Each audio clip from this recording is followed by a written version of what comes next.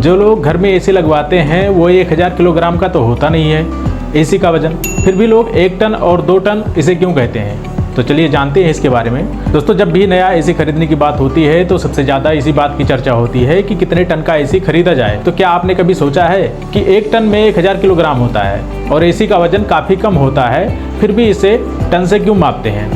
तो दोस्तों, गर्मी का मौसम आ चुका है और इससे राहत पाने के लिए कूलर के साथ साथ एसी भी चलाने शुरू कर दिए हैं लोग। मार्च अप्रैल के महीने में तो कूलर और पंखे से तो काम चल जाता है, लेकिन जब मई जून की गर्मी होती है तो सिर्फ एसी ही काम आती है। तो दोस्तों, मई शुरू होने में अभी कुछ दिन बाकी हैं, लेकिन अप्रैल से भी पारा 40 डिग्री तक पहुंचने लगा है।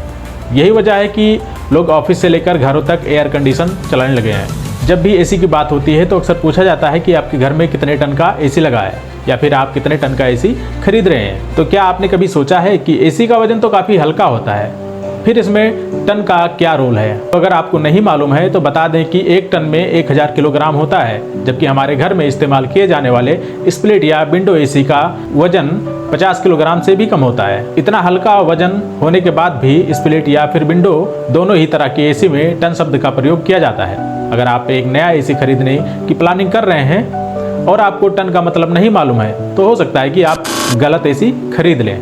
तो दोस्तों, जब भी नया एसी खरीदा जाता है तो सबसे ज़्यादा टन को लेकर ही चर्चा होती है। हर कोई यही सोचता है कि 1.5 टन का एसी खरीदें या फिर 2 टन का एसी खरीदें। आपको बता दें कि टन किसी भी तरह की एसी के लिए एक ज़रूरी टर्म होता है और टन पर ही एसी की कूलिंग कैपेसिटी निर्भर करती है। इसलिए खरीदारी करते समय इसका विशेष तौर पर ध्यान रखा जाता है। और आपको बता दें कि किसी भी एसी में टन का मतलब उसके वजन यानी भार से नहीं होता है।